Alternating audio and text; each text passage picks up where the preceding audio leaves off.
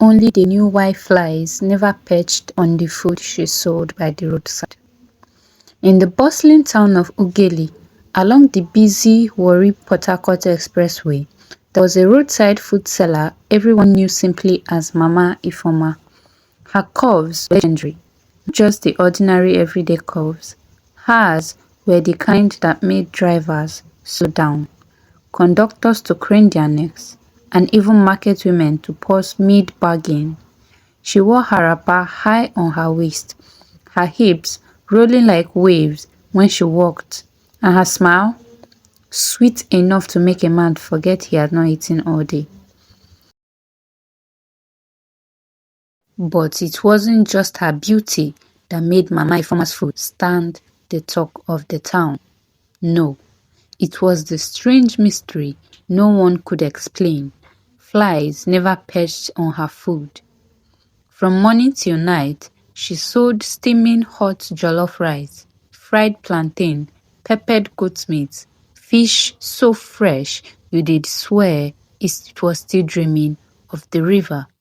Yet, while every other roadside food seller fought battles with flies, covering their pots with cloth and waving their hands every second, Mama Ifeoma's stand remained spotless. People whispered, "Na juju she dey use," one taxi driver murmured as he chewed her suya-spiced goat meat, licking his fingers.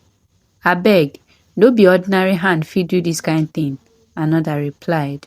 But the mystery didn't stop them from eating. If anything, it drew them closer. After all, in Nigeria, when something looks suspicious but tastes heavenly, people only argue with their mouths full. Every afternoon, Mama Ifeoma stood behind her wooden counter, hips swaying slightly as she dished food into plates. The sun would hit her skin and it glowed like the spicy palm oil she used in her soups. Men who came for just one plate of food often left with three, not because they were hungry, but because her laughter, deep and honeyed, was addictive. But only Mama Ifeoma knew the truth. It all started years ago in her small village of Obiaroko. Back then, she was just Ifeoma, a young widow with a body men desired but a heart too broken to care. She struggled to feed her only child Amara until one evening an old woman selling herbs by the roadside stopped her. "You have a gift," the old woman had said, staring at her with milky eyes, "but you don't know how to use it."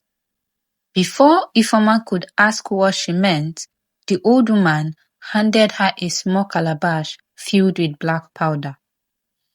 "Add a pinch to your food every morning," the woman whispered, "and you will never see flies. But remember, this gift comes with a price."